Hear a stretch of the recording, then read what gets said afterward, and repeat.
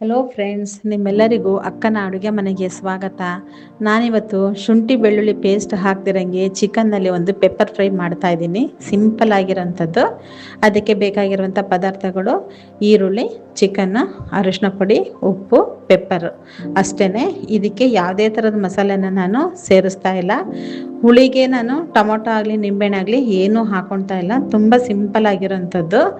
ಕೆಲವರು pepper fry ಅಂದಿದ್ದೆ ಎಲ್ಲನೂ ಮಸಾಲೆನ ಹುರ್ಕೊಂಡು ಅದನ್ನು ಪೌಡ್ರ್ ಮಾಡಿಕೊಂಡು ಹಾಕ್ಕೊಳ್ತಾರೆ. ಆದರೆ ನಮಗೆ ಅದು ಯಾವುದು ಬೇಡವೇ ಬೇಡ. ಪೆಪ್ಪರ್ ಪೌಡ್ರ್ ಒಂದಿದ್ರೆ ಸಾಕು, ಎಣ್ಣೆ ಒಂದಿದ್ರೆ ಸಾಕು. ಒಳ್ಳೆ ಟೇಸ್ಟ್ ಆಗಿರೋಂಥದ್ದು ನಮಗೆ ಒಂದು ಚಿಕನ್ ಪೆಪ್ಪರ್ ಫ್ರೈ ರೆಡಿ ಆಗುತ್ತೆ. ಮತ್ತು ಇದು ಎಲ್ಲದಕ್ಕೂ ಕಾಂಬಿನೇಷನ್ನು. ಇಂಥದಕ್ಕೆ ಅಂತ ಇಲ್ಲ, ನಾವು ಸಾಂಬಾರಿಗಾದರೂ ತಿನ್ಬೋದು, ಇಲ್ಲ ಬಿರಿಯಾನಿಗಾದರೂ ತಿನ್ಬೋದು. ಈ ಪಾರ್ಟಿ ಮಾಡೋರು ಕೆಲವರು ಬರೀ ಬಾಯಿನಲ್ಲೇ ಚಿಕನ್ ಎಲ್ಲ ತಿಂತಾ ಇರ್ತಾರೆ, ಕಬಾಬ್ ಎಲ್ಲ ಹಾಗೆ ತಿಂತಾರಲ್ಲ, ಅಂಥವ್ರಿಗೂ ಒಳ್ಳೆ ಸೂಪರ್ ಟೇಸ್ಟ್ ಆಗಿರುತ್ತೆ ಇದು. ನೀವು ಒಂದ್ಸತಿ ಇದನ್ನು ಮನೆಯಲ್ಲಿ ಮಾಡಿ ಕಮೆಂಟ್ ಮಾಡಿ ಹೇಳಿ ನನಗೆ. ಯಾವ ರೀತಿ ಮಾಡೋದು ಅಂತಂದರೆ, ನಾವು ಈರುಳ್ಳಿನ ಸ್ಲೈಸಾಗಿ ಹೆಚ್ಕೊಂಡಿರ್ತೀವಲ್ವ, ಎಣ್ಣೆಗೆ ಹಾಕ್ಕೊಂಡು ಇದನ್ನು ಒಂದು ಅರ್ಧ ಬೇಯಿಸ್ಕೋಬೇಕು, ಫ್ರೈ ಮಾಡ್ಕೋಬೇಕು. ಆಮೇಲೆ ಚಿಕನನ್ನು ತೊಳೆದ್ಬಿಟ್ಟು ಅದಕ್ಕೆ ಹಾಕ್ಕೊಂಡು ಆ ಎಣ್ಣೆ ಒಳಗೇನೆ ಅದನ್ನು ಚೆನ್ನಾಗಿ ಬಾಡಿಸ್ಕೋಬೇಕು, ಅದರದ್ದು ಹಸಿ ವಾಸನೆ ಹೋಗೋ ತನಕ. ಆಮೇಲೆ ನಾವು ಅದಕ್ಕೆ ಅರಿಶಿನ ಪುಡಿ ಹಾಕಬೇಕು. ಅರಿಶಿನ ಪುಡಿ ಹಾಕಿದ್ಮೇಲೂ ಕೂಡ ಅದನ್ನು ತಿರುಗಿಸ್ಕೋಬೇಕು, ಚೆನ್ನಾಗಿ ಬಾಡಿಸ್ಕೊಂಡು ತಿರುಗಿಸ್ಕೋಬೇಕು. ಬೇಕು ಅಂದರೆ ಲಿಡ್ ಕೂಡ ಮುಚ್ಕೋಬೋದು. ಮುಚ್ಚಿ 2 ನಿಮಿಷಕ್ಕೂ ಅದನ್ನು ಬೇಯಿಸ್ಕೊಂಡು ಆಮೇಲೆ ತೆಗಿಬೋದು.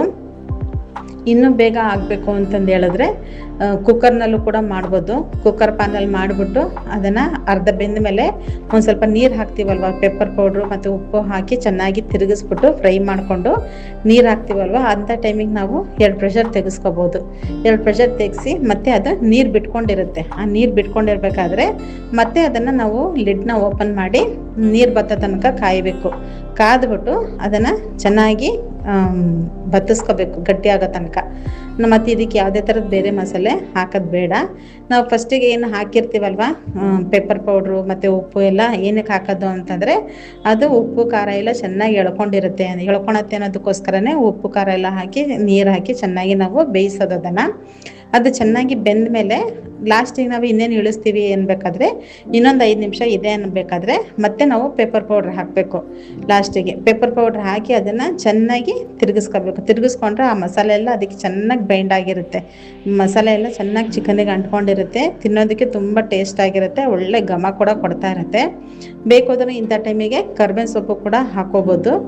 ಕೊತ್ತಂಬರಿ ಸೊಪ್ಪು ಲಾಸ್ಟಿಗೆ ಗಾರ್ನಿಷಿಂಗಿಗೆ ಹಾಕೊಂಡ್ರೆ ಹಾಕೋಬೋದು, ಅದು ಅವ್ರವ್ರಿಗೆ ಆಪ್ಷನ್ನಲ್ಲಿ ಬಿಟ್ಟಿರೋದು.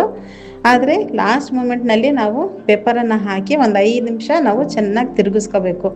ಮತ್ತು ಅದನ್ನು ಲಿಡ್ ಹಾಕಿ ಮುಚ್ಚಬೇಕು. ಆವಾಗ ಅದು ಚೆನ್ನಾಗಿ ಅಂಟ್ಕೊಂಡಿರುತ್ತೆ, ಚಿಕನಿಗೆಲ್ಲ ಮ್ಯಾರಿನೇಟ್ ಆಗಿರುತ್ತೆ. ತಿನ್ನೋಕ್ಕೂ ತುಂಬ ಚೆನ್ನಾಗಿರುತ್ತೆ. ನಾನು ಬರೀ 3 ಸ್ಪೂನ್ ಮಾತ್ರ ಎಣ್ಣೆ ಹಾಕಿದ್ದೆ, ಇನ್ನು ಮಿಕ್ಕಿರೋದೆಲ್ಲ ಚಿಕನಿಂದನೇ ಎಣ್ಣೆ ಬಿಟ್ಟಿರೋದು. ಈ ರೆಸಿಪಿ ನಿಮಗೆ ಇಷ್ಟ ಆಗುತ್ತೆ ಅಂತ ತಿಳ್ಕೊಂಡಿದ್ದೀನಿ. ಇಷ್ಟ ಆಯಿತು ಅಂದರೆ ಲೈಕ್ ಮಾಡಿ, ಶೇರ್ ಮಾಡಿ, ಸಬ್ಸ್ಕ್ರೈಬ್ ಮಾಡಿ. Thank you.